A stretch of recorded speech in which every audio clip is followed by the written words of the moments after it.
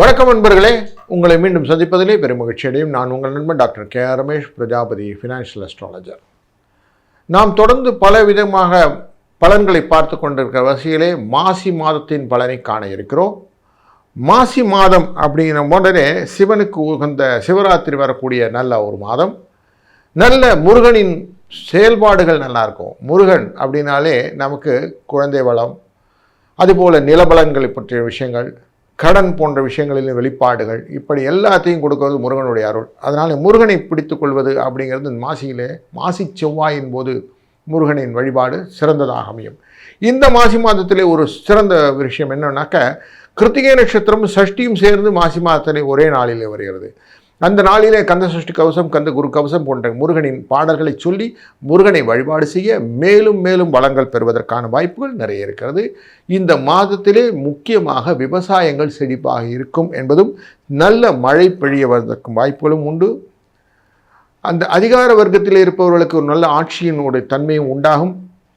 பங்கு வர்த்தகத்திலே நல்ல முன்னேற்றம் வருவதற்கான வாய்ப்பு, மீண்டும் தங்கம் வெள்ளி போன்றவை ஏறுவதற்கான முகங்களும் காட்டுகிறது. அப்படிங்கிறதும், பூமிக்கு அடியிலே விளங்கக்கூடிய கிழங்கு வகைகளிலே விலையேற்றம் கொள்வதற்கான வாய்ப்புகளும் இந்த மாசியில் உண்டு என்ற ஒரு செய்தியுடன் நாம் தொடர்ந்து ஒரு ராசிக்கும் எப்படி பலன் இருக்கிறது என்பதை காண இருக்கிறோம். வாருங்கள். கும்பராசி நண்பர்களே, உங்கள் ராசி இந்த மாதம் பிஸியாக இருக்க போகுது.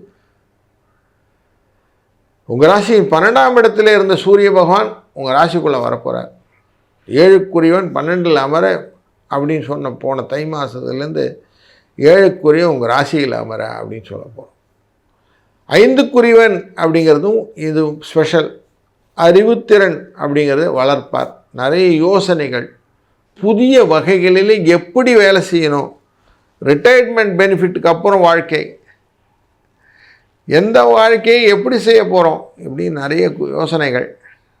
இந்த யோசனையின் பிரகாரம் வாழ்க்கையை அமைத்துக் கொள்வதற்கான வாய்ப்புகளை சூரியன் கும்பராசிக்குள்ளே ஏற்படுத்துவார். இந்த மாதமாவது எனக்கு வேலை கிடைக்குமா, வேலையில் நிரந்தரமாவேனா, கடன்களை கரெக்டாக அந்த டயத்துக்கு கட்ட முடியுமா, EMI should made out on the time, இப்படின்ற கேள்விகள் எல்லாத்துக்குமே இந்த மாதத்துலேருந்து எஸ் அப்படிங்கிற ஆன்சர் கிடைக்கும். ஏன்னாக்கா சூரியன் சுக்கிர-புதனோடு சேர போகிறார். சுக்கிரன் யாருன்னு கேட்டிங்கன்னா உங்களுடைய கலத்திரம்னு சொல்லுவோம். இப்போ அவங்களுடைய ஆசீர்வாதத்துடன் நீங்கள் எல்லாம் நல்லா இருக்கும். வீட்டில் எஸ் சொன்னதுன்னு மற்ற வேலை, இந்த ஹோமங்கள் இதெல்லாம் பண்ணி முடித்த உடனே ஹிரண்ய கர்ப்பஸ்தம் ஹேம வீதம் விபாவ சோகோன்னு ஒரு மந்திரத்தை சொல்வார் ஐயர். அப்போ சொல்லும்போது வீட்டில் இருக்கிற அந்த பெண்ணானவர், கணவனுக்கு மனைவியானவர் தண்ணி எடுத்து இது ஊற்றுவாங்க அந்த இதில். அப்போ தான் அந்த தானம் கரெக்டாக சேரும் அப்படின்னு சொல்கிறனால, இப்போ சுக்கிரனை நீங்கள் சாட்டிஸ்ஃபை பண்ணணும். அந்த சுக்கிரன் உங்கள் ராசிக்குள்ளே உட்காந்துருவார். உங்கள் ராசி 4ஆம் இடத்துக்குரியவர் 9ஆம் இடத்துக்குரியவரான அந்த சுக்கிரன் உங்கள் ராசிக்குள்ளே உட்காருவார். உங்கள் ராசியினுடைய 5ஆம் இடத்துக்கும் 8ஆம் இடத்துக்கான புதனும் உங்கள் ராசிக்குள்ளே உட்காருவார். உங்கள் ராசி 3ஆம் இடமும் 9ஆம் இடமும் ஆனத இந்த செவ்வாயும் இந்த இடத்துல உட்காந்துருவார். அப்போது தொழிலுக்குரியவனும் இங்கே தான் உட்காருவார். முயற்சி, தொழில் எல்லாத்துக்குமே ஒரே இது. குரு லாபத்துக்குரியவர் பார்க்கப்படுகிறார். உங்கள் ராசியை பார்க்குறாங்க. 2ஆம் இடக்கும் 11க்குரியவன் உங்கள் ராசியை பார்க்கிறார். 2ஆம் இடம்ங்கிறது தன வாக்குஸ்தானம், 11ங்கிறது லாபஸ்தானம். குரு அமர்ந்தது 5ஆவது இடத்துல இருக்கும் அறிவுஸ்தானம், புத்திஸ்தானம். இங்கிருந்து பார்க்கக்கூடியதுனாலே புத்திசாலித்தனமாக பணத்தை ஏர்ன் பண்ணுறதுக்கு வாய்ப்புகளை கொடுப்பார். அப்போ கன்சல்டன்சி, இன்டலெக்சுவல் வேல்யூ இதெல்லாம் வச்சுருக்கிறவங்களுக்கு நல்ல ஒரு ப்ராஃபிட். எப்படி சட்டுன்னு போட்டு கொடுத்தோ அது மாதிரி உங்கள்கிட்ட கேட்டு உங்கள்கிட்ட செய்யக்கூடிய காரியங்கள் உங்களுக்கு லாபத்தை கொடுப்பதாக அமையும். அப்போ கொஞ்சம் எக்ஸ்ட்ராவேஜன்ஸோடு யோசித்து செய்யக்கூடிய காரியங்கள் உங்களுக்கு லாபத்தை கொடுக்கும். உங்கள் ராசியிலே புதன் வக்கரம் விட்டார். அவருடைய வக்கரகதியை எப்படின்னா 12ஆம் இடத்தை பார்ப்பார். 12ஆம் இடத்தை பார்ப்பதனாலே கொஞ்சம் ஆரோக்கிய குறைபாடையும் கொடுப்பார். புத்தி தடுமாற்றத்தினால் வரக்கூடியது. சில தேவையெல்லாம் போய் ஐஸ் சாப்பிட்டேன் சார், தேவையில்லாமல் ராத்திரி நேரத்தில் பாருங்கள், நான் போயிட்டே இருந்தேன், குல்ஃபி வித்தான் சாப்பிட்டு வச்சேன்னு மறுநாள் காலையில் தொண்டை பிடிச்சிக்கும். இப்படி ஏதோ சொல்கிறோம் இல்லையா? அப்படி கொஞ்சம் ஆரோக்கியத்தை டிஸ்டர்ப் பண்ணக்கூடியதாக இந்த புத்தியும் செயல்படும்.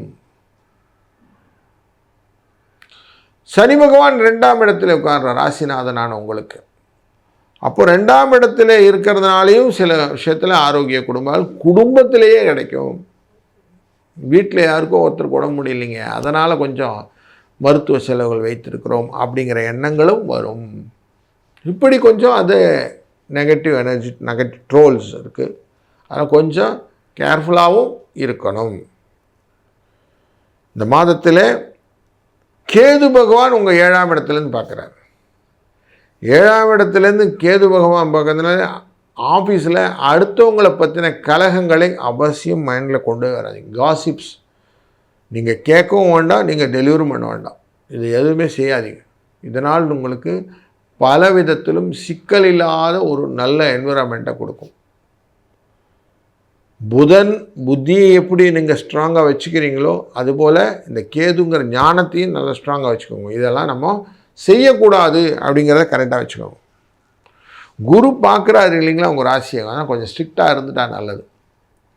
ஆஃபீஸ் ரொட்டீனையும் கரெக்டாக வச்சுக்கிடுங்க. டைம் அப்படிங்கிறது கரெக்டாக, டைம் மேனேஜ்மெண்ட் முக்கியம், ஃபினான்ஸ் மேனேஜ்மெண்ட் முக்கியம், டைம் மேனேஜ்மெண்ட், எக்யூப்மெண்ட் மேனேஜ்மெண்ட் இப்படிலாம் சொல்லுவோம் இல்லையா? அப்படி டைம் அண்ட் வேல்யூ அப்படிங்கிறத கரெக்டாக மெயின்டைன் பண்ணுங்க. அப்படி பண்ணிங்களா தான் நீங்கள் கன்சல்டண்ட்டாக இருக்க முடியும். பங்க்சுவாலிட்டி இல்லைன்னா உங்களை யாரும் மதிக்க மாட்டான். உங்களுக்கான பகட்டு அப்படிங்கிற விஷயத்தை கொஞ்சம் கொண்டு வாங்க. கொஞ்சம் லாவிஷாகவும் இருக்கணும், கொஞ்சம் ஹைஃபையாகவும் இருக்கணும். இதையும் மைண்டில் வச்சுக்கணும். ஒரேடியாக மூடியாக ஏதோ ஓடிட்டே இருக்குது அப்படின்னு ஒரு கேது தன்மையில் இருந்தீங்கன்னா உங்களுக்கு எக்ஸ்ப்ளோரேஷன் கிடைக்காது. அதனால் அதையும் கொஞ்சம் கரெக்டாக பார்த்துக்கிடுங்க. இப்படி கொஞ்சம் உங்களை நீங்கள் டேர்ன் பண்ணிட்டீங்கன்னா உங்களை நிறைய பேர் அணுகுறாங்க. நீங்கள் எல்லோரையும் எடை போட்டு அவங்கள டைவர்ட் பண்ணி அனுப்பிச்சிடுறீங்க. ஆனால் உங்களுக்கான லாபத்தை கொடுக்கக்கூடியவர்களை ஐடென்டிஃபை பண்ணக்கூடிய மாதமாக இந்த மாதம் அமைந்துவிடும். அப்போ புதிய தொழில், புதிய நுணுக்கங்கள், என்ன எக்ஸ்ப்ளோர் பண்ணணுங்கிற ஆப்பர்ச்சுனிட்டியை கேபிட்டலைஸ் பண்ணக்கூடிய சூழ்நிலை, இது எல்லாமே இந்த மாதம் உங்களுக்கு டெஃபினட்டாக தரும். ஏன்னா நீங்கள் நல்லா யோசிப்பீங்க, நிதானமாக ஸ்திரமாக யோசித்து அதை அழகாக உங்கள் பாணியிலேயே கொண்டு போய், காற்று ராசி இல்லைங்களா, உங்கள் பாணியிலேயே நீங்கள் கொண்டு போய் எல்லாத்தையும் கொண்டு வந்து அப்படி சேர்க்கக்கூடிய கெப்பாசிட்டி இருக்கிறதுனால ஆஞ்சநேய சுவாமியை நினைத்து கொண்டு நீங்கள் எவ்வளவு நல்ல காரியங்கள் செய்கிறீர்களோ அவ்வளவுமே உங்களுக்கு நல்ல பலனாக இந்த மாதத்திலிருந்து வந்து சேரும் என்பதிலே ஐயமில்லை. மற்றும் ஒரு காணொலியில் கண்டு வரை வாழ்க வளத்துடன்.